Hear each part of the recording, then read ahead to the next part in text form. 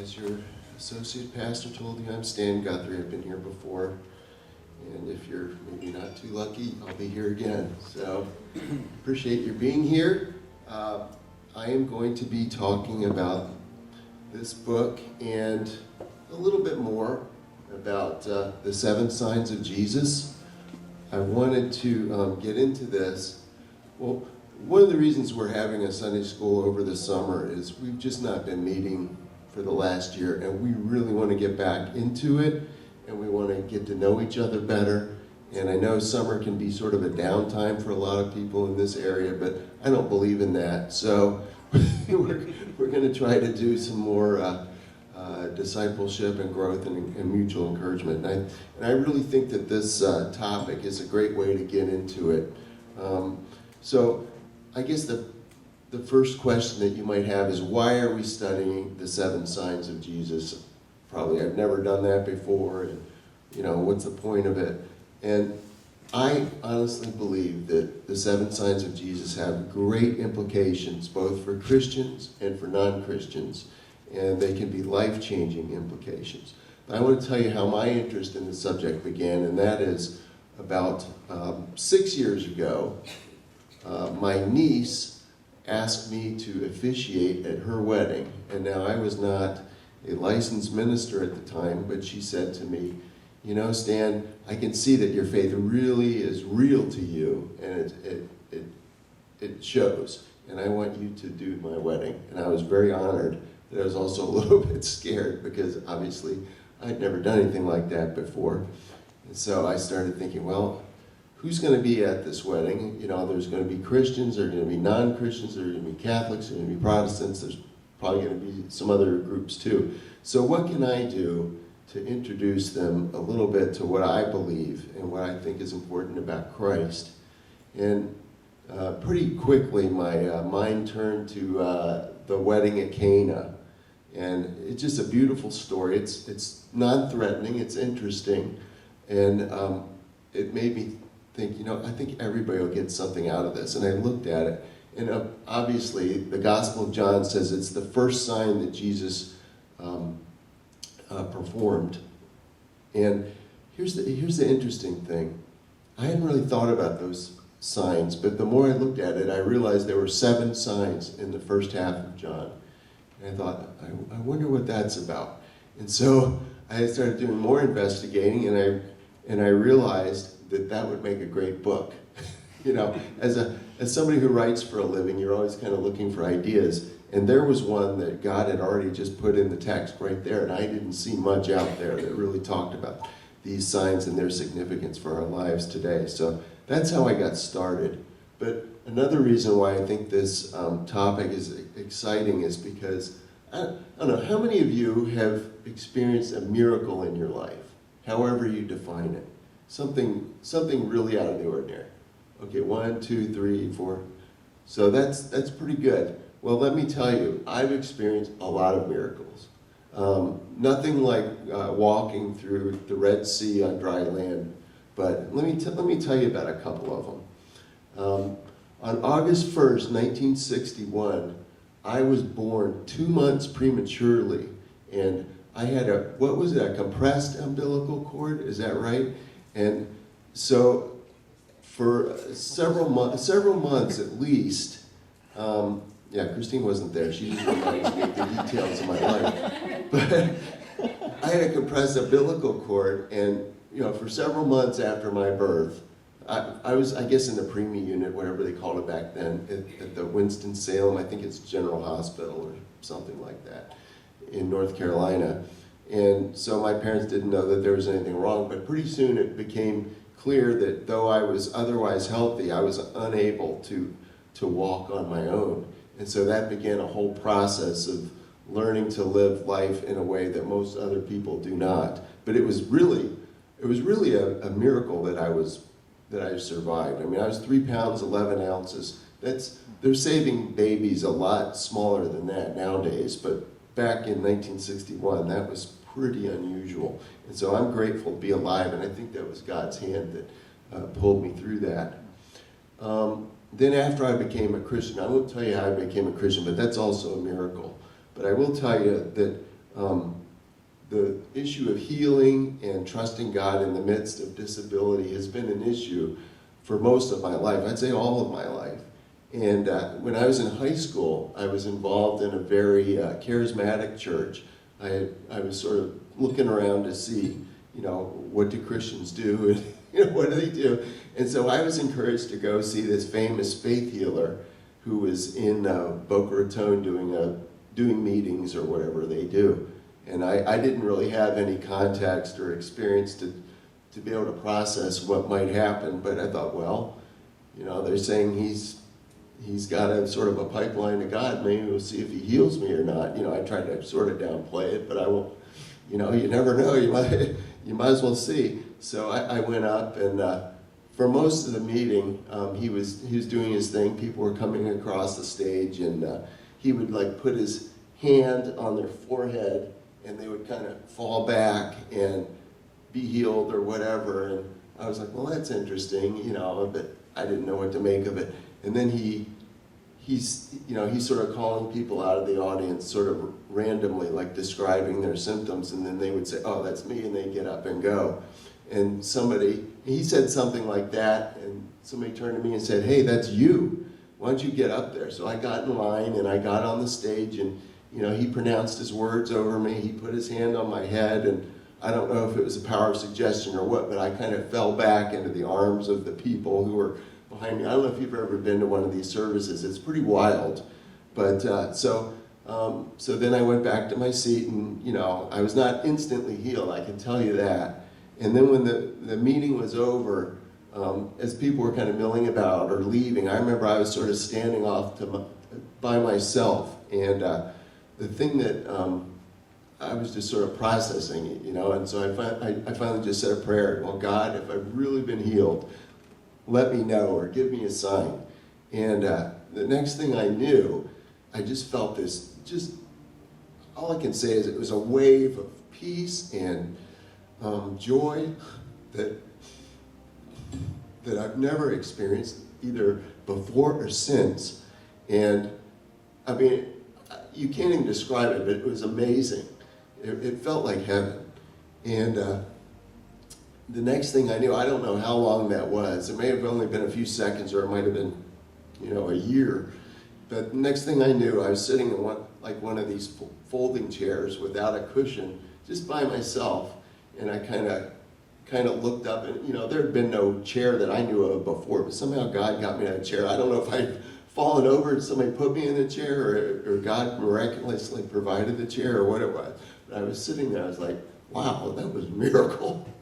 And so that I'm healed. And so I was waiting in the intervening weeks for improved physical ability and eventual healing. It did not happen, so that caused all kinds of problems. But as I processed that over the years, I think I realized that was God speaking to me, that in his economy, in the kingdom, I am healed, and that ultimate healing will come. But so I do look at that as a miracle. You may not, but I do. We've also had 2 kids who were born who had knots in their umbilical cords, right? Okay. I'm a journalist, but I'm a little weak on the details sometimes. But anyways, and they turned out just fine. And, that was, again, God's provision. I remember struggling in college. I really wanted to, find a girlfriend and eventually someone to marry, and I was sort of running up against dead ends and disappointments and those kind of things. And I guess I was too dumb to quit, but eventually, after one setback, I just remember being in my dorm room, and it wasn't a big thing. At this point, I just said, God, if you want to do this for me, you're going to have to do it. I'm giving up control of this. And a couple of weeks later, I think, I met Christine. And this coming Saturday will be our 34th anniversary. Anyway, yeah, please applaud for her.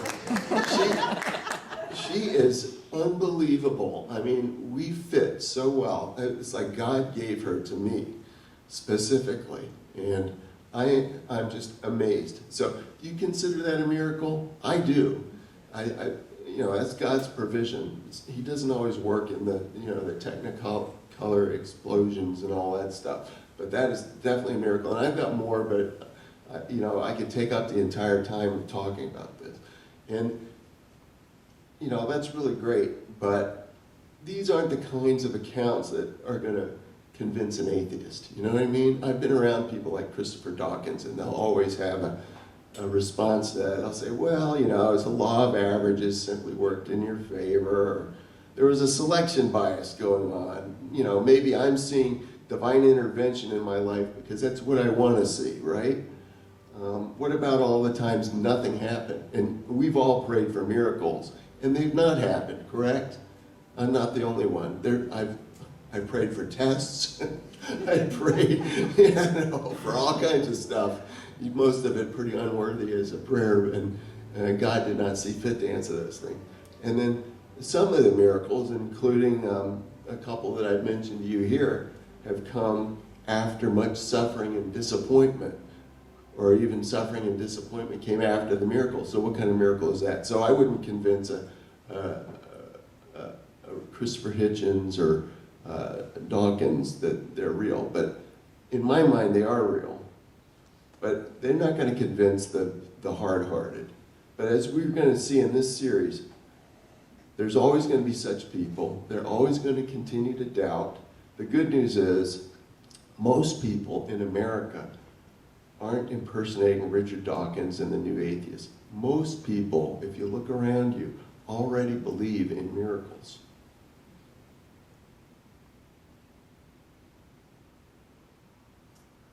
According to Gallup, a full 79% of those polled, including 86% of you women, believe that miracles are real. Only 12% don't believe, and 8% or so are not real sure. I think that's encouraging, because God is active.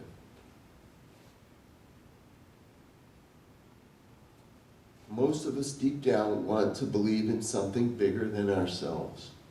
People all around us do. I remember, I think it was Josh Moody at College Church told the story of a committed Christian who showed up in church with an atheist friend, and for whatever reason, the Christian was sitting one pew in front of the atheist friend, and the pastor was preaching about the glories of the gospel and God's grace and how wonderful Christ is, and the heavenly home that we can look forward to.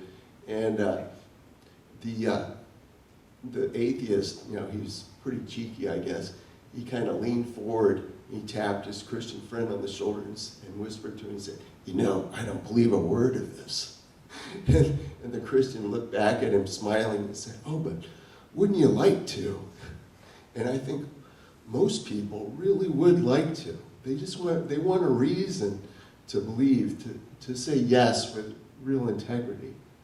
And the fact is, all of us have longings that bubble up from somewhere deep inside.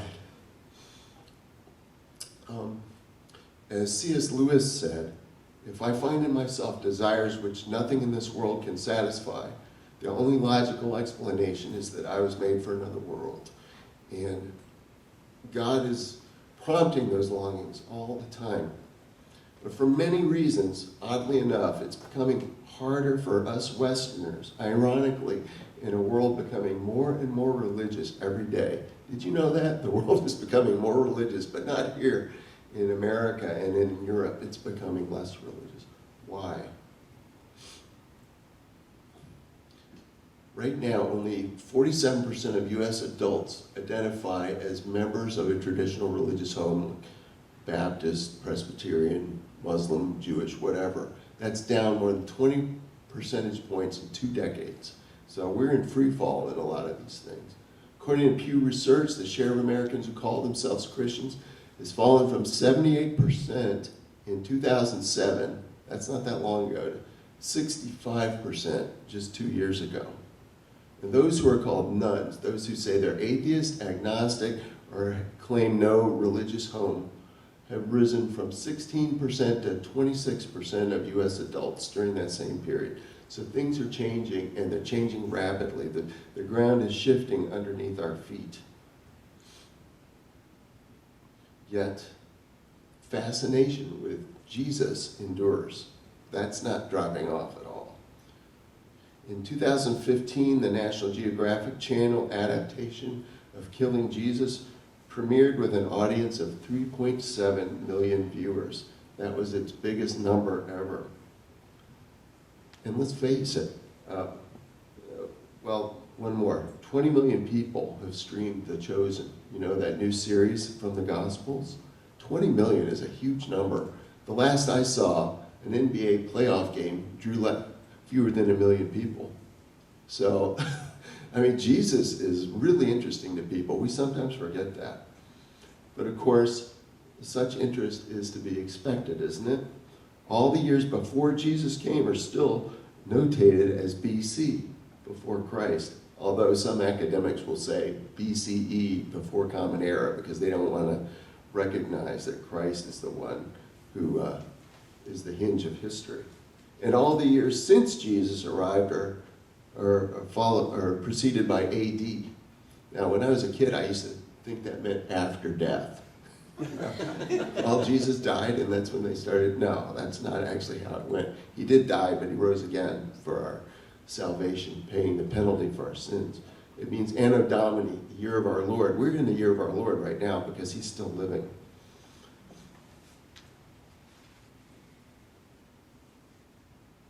So here's a comment from Yaroslav Pelikan. He's a late historian. He's from Yale. And it's quite striking to me. Regardless of what anyone may personally think or believe about him, Jesus of Nazareth has been the dominant figure in the history of Western culture for almost 20 centuries. If it were possible with some sort of super magnet to pull out of that history every scrap of metal bearing at least a trace of his name, how much would be left? Really, pretty much not much at all. However, even though people are really interested in Jesus, opinions about who he was and what he did are all over the map. According to Gallup, about 80% of Americans believe that Jesus Christ is God or the Son of God. That sounds pretty encouraging, doesn't it? But about 40% understand this to mean that Jesus was God in human flesh, basic Christian doctrine, while most of the remainder believe that Jesus was divine only in the sense that he was a man who was uniquely called by God to reveal God's purpose in the world. And then here's the shocker, this last one on this screen. A new poll says that 30% of quote-unquote evangelicals believe that Jesus was a great teacher, but not God. Think about that. I don't know, I don't believe that that would be true in this room, but if it were, that would mean almost 1 out of every 3 of you would think that Jesus was just a great teacher, but he wasn't really God or the Son of God. Well, that leads me, and I hope it leads you to think of this quote by C.S. Lewis to put that kind of thinking in context. It was in Mere Christianity where he said that, thinking that Jesus is merely a great human teacher, is the one thing we must not say. A man who is merely a man and said the sort of things Jesus said would not be a great moral teacher. You must make your choice. Either this man was and is the Son of God, or else a bad man or something worse. You can shut him up for a fool, or you can fall at his feet and call him Lord and God. But let us not come up with any patronizing nonsense about his being a great human teacher. He's not left that open to us. He did not intend to.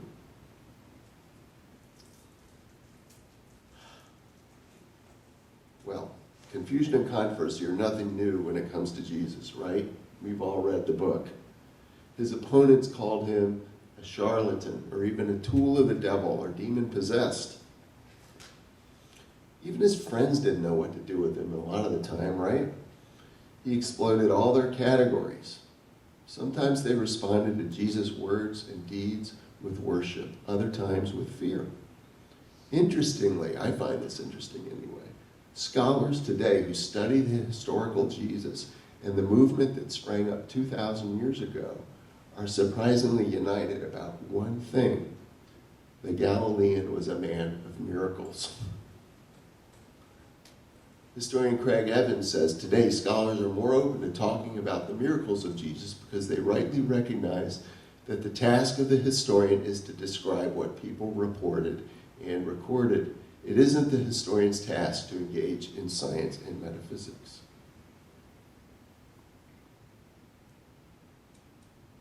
So what did Jesus' contemporaries report?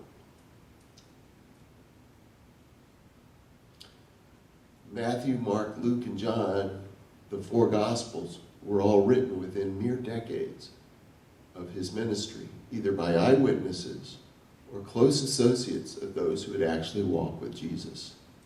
These four short biographies in all contain accounts of at least 36 different miracles.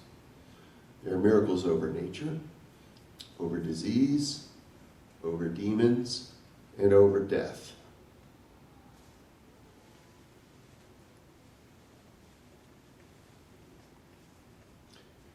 And someone who came shortly after Jesus, his name was Josephus, prominent Jewish historian in the employ of the Roman Empire, called Jesus a, quote, doer of wonderful works. It was a description very likely pointing to Christ's reputation as a miracle worker. One historian today says Jewish opponents of Christianity in the Babylonian Talmud, and that was contemporary with Jesus or right after, responded to Christian claims regarding Jesus' miracles not by denying them, but by ascribing them to evil powers.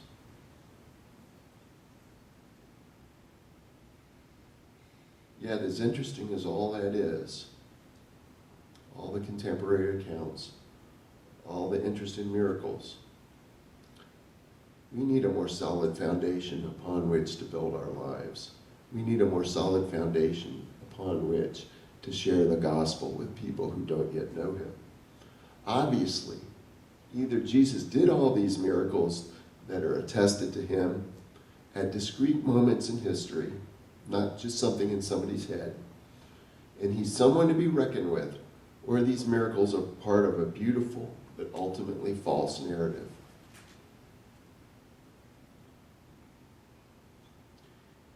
According to John, Jesus himself welcomes our close inspection. He says, believe me that I am in the Father and the Father is in me, or else believe on account of the works themselves. He's saying, don't be embarrassed. If you don't know who I am, believe me. Look at the miracles. That's pretty comforting. So I think we can expect to learn something important from Jesus' miracles. So many in our society now are demanding proof of the Bible's claims. It didn't used to be that way, but it is now. And while scientific proof of any historical event is impossible to obtain, John says the proof is there for anyone willing to examine it. And let's face it, it's only fair that God provides some evidence of such astounding assertions, isn't it? I think it's only fair, as his claims have life-changing implications for all of us. Jesus says that he is the only true path, that to embrace him is to find heaven and escape hell. The call of Jesus is no myth. People have lived and died for it for centuries. This is no game. It's not a mere philosophy. It's life or death, as my former pastor Kent Hughes said. It's only life or death. So if it's true, it's the best news we've ever had, isn't it? That's why we call it the good news. But if it's not true, it's sad, it's twisted, it's a disaster, it's an embarrassment. I recall that Paul said, if Christ is not raised from the dead, we are of all men most to be pitied. So there are huge stakes on this issue. And I say that John's gospel is the ideal place to sort this out and decide for ourselves whether what Jesus said is true. So let's just retrace our steps briefly. What is a gospel? Well, there are four gospels, as I said. They're brief accounts of the life, ministry, and significance of Christ. They were written by Matthew, Mark, Luke, and John. Each had a differing perspective on Jesus. Each had a different set of emphases. Church tradition has depicted these authors as winged creatures in the book of Revelation. And I think if you go upstairs and you look at that big, beautiful stained glass window, you'll see it. And I think it tracks exactly what I'm saying here. Matthew is depicted as a man or an angel reflecting his emphasis on Christ's human origins. Mark as a lion reflecting his focus on Christ's kingship and resurrection. Luke as an ox reflecting his portrayal of Christ's sacrifice on the cross. And John as an eagle reflecting the soaring nature of John's inspiration. So when you go upstairs, take a look at those, and you'll see them in the beautiful stained glass. So Matthew, Mark, and Luke are similar in approach. They're so similar that they're called the Synoptic Gospels. Synoptic meaning they present similar views or optics of Jesus. But John is different, isn't he? John is the person identified, many scholars believe, as the disciple whom Jesus loved. So he was particularly close to Jesus. I think he had I wouldn't say a bird's eye view, but he had a very close understanding, and maybe and as he saw the other Gospels out there, his came later, I believe, and so he filled in some of the gaps that they did not for his own purposes. And as one scholar says, from start to finish, John is concerned with the great divine act of salvation, which Jesus Christ accomplished. And people all over the world have grasped the significance and the beauty of John's picture of Jesus. Here's Frederick Buechner, the author, who said, Jesus for John is the Jesus he knew in his own heart, and the one he believed everybody else could know too if they only kept their hearts open. He is the Jesus as the Word that breaks the heart and sets the feet to dancing and stirs tigers in the blood. He is the Jesus John loved, not just because he'd healed the sick and fed the hungry, but because he'd saved the world. Jesus as the mot juste of God. Mot juste meaning perfect word. He's the perfect word of God. In my view, John is the clearest and most direct of the Gospels in showing us who Jesus is and why he came to earth. As such, John's book takes a distinctive approach to his miracles. In the first 12 chapters of the Gospel, commonly referred to as the Book of Signs, John confines himself to reporting just 7 of the miracles accomplished during the roughly 3-year public ministry of Jesus, and he calls them signs. It's followed in chapters 13 to 21 by the Book of Glory, which contains only 1 sign, and we will get to that one. So why 7? Why is that important? Well, in the Bible, 7 denotes completion or perfection. The creation week, of course, is comprised of 7 days. The Aramean general Naaman is healed of leprosy after bathing in the Jordan 7 times. There are 7 parables in Matthew's Gospel, and Jesus pronounces 7 I am statements in John. That's not an accident. John is trying to tell us something. The 7 miracles recounted by John, while far fewer in number than those presented in the Synoptic Gospels, nevertheless give us a complete, adequate, and thorough, but not exhaustive, picture of Jesus. As John himself says, now there are many other things that Jesus did. Were every one of them to be written, I suppose that the world itself could not contain the books that would be written. So these 7 are given to us specifically for a purpose. Elsewhere, John explains that purpose. His reasoning relates to our search for truth directly.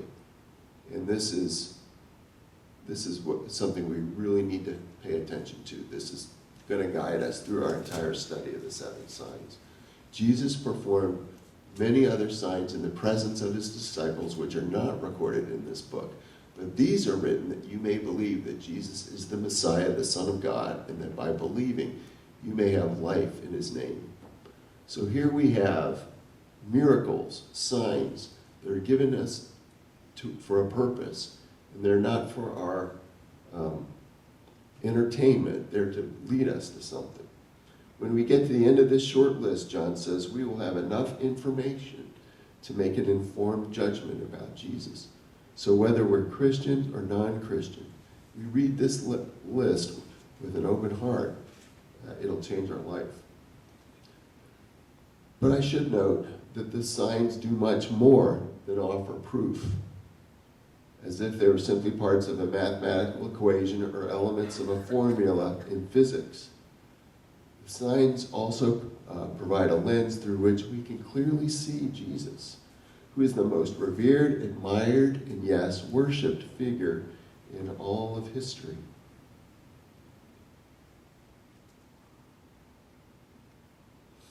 They reveal him as one who offers to be with us through all of life, during our celebrations, on our sickbeds, in our disabilities, amid our feasting, in our dangers, alongside us in our spiritual searching, and during our deaths. They point the way to vibrant, life-changing faith. The signs bring comfort by presenting Jesus as the one predicted by the prophet Isaiah, God with us. So here, without further ado, are the 7 signs. The first, which we'll see next week, is turning water into wine. Second is saving an official's dying son. Third is healing a man lame for 38 years. And just as an aside, I find it really interesting that it's 38 years. It's very specific. You know, this is out of real life. Feeding the 5,000 is the 4th one. 5th is walking on water. 6 is giving sight to a man born blind. And 7 is raising Lazarus from the dead. These are all very interesting and really exciting episodes in the life of Jesus. And so I hope you'll be there for all of them. Now, again, I'm going to repeat myself. John, unlike the other gospel writers, emphasizes that Jesus' miracles are signs. They're not merely wonders to be marveled at, but are instead calls to belief. They're not meant to entertain us or awe us, though they probably will, but to instruct us. These signs, John says, occurred before Jesus went to the cross. At the end of this series, I'll plan to discuss what John says happened after the crucifixion, an 8th sign that surpasses and confirms all the rest. And I call it the exclamation point to the 7 signs. It's interesting to me, however, and it's a sign, again, of John's authenticity, that he reports that not everyone who saw these signs believed, even though they are evidence that he is the Messiah, the Son of God. Not everyone who saw them believed. In fact, a substantial and vocal number of people did not. That's why my book is entitled God's Proof for the Open-Minded. You have to have an open mind to be convinced of these things. But if you do, the Spirit will work and he'll apply these signs to your heart and you will believe. And why is it so hard for people to believe? Well, of course, it's a spiritual issue. And without the work of the Spirit of God, we cannot see the things of God, and we can't see Christ for who he is. But just on a human level, the implications of doing all this are enormous, of changing your allegiance from yourself or the world or whatever it is you're living for to God is huge. And sometimes we become so familiar with this as Christians that we forget what a big step it is for people. But it can be terrifying to them. I want to share with you a video that I just came across on YouTube this week. It's an interview with a gentleman named Jordan Peterson. Probably most of you have heard of him. He's a controversial and also brilliant scholar and public intellectual.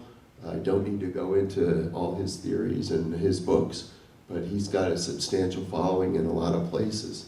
But an interesting thing to me about him right now is that for the past, I don't know, a year, maybe even 2 years, he's been sort of making a slow public pilgrimage toward belief, toward faith.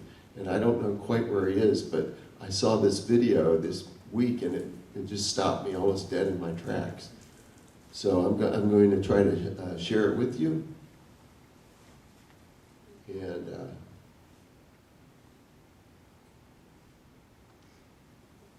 okay, good. So this is an interview. I don't know who the interviewer is, but I think you'll find this eye-opening.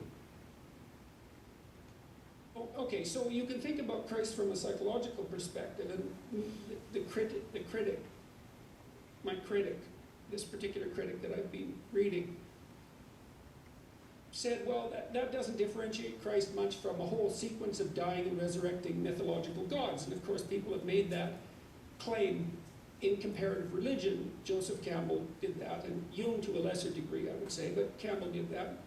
But the difference, and C.S. Lewis pointed this out as well, the difference between those mythological gods and Christ was that there's a representation of, there's a historical representation of his existence as well. Now you can debate whether or not that's genuine. You can debate about whether or not he actually lived and whether there's credible objective evidence for that, but it doesn't matter in some sense because this, well, it does, but there's a sense in which it doesn't matter because there's still a historical story. And so what you have in the figure of Christ is an actual person who actually lived, plus a myth, and in some sense Christ is the union of those two things. The problem is I probably believe that, but I don't know. I'm amazed at my own belief, and I don't understand it. Like, because I've seen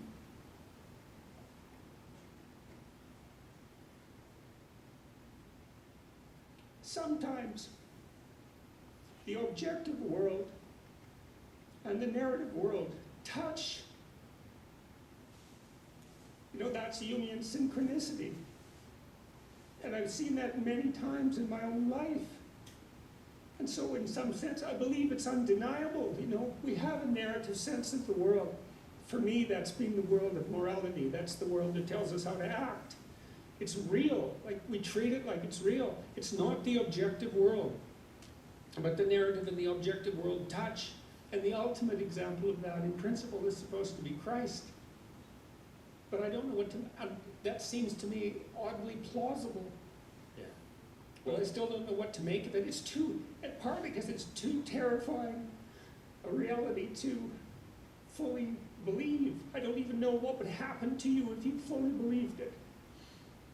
If you believe in the story of Christ, or if you believe that history and let's say the narrative meet, let's say. Both, I think. I think you...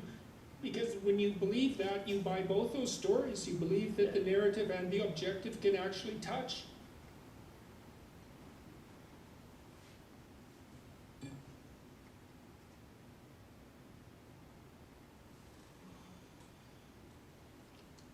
So at this point, I think it's helpful to reflect on the terrifying nature of actually living for Christ. And sometimes we who are used to him don't realize how awesome it is.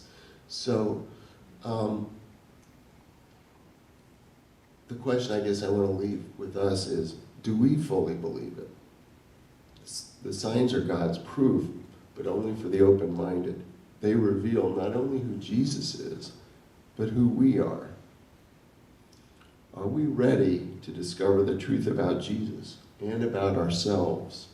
Are we ready to fully believe?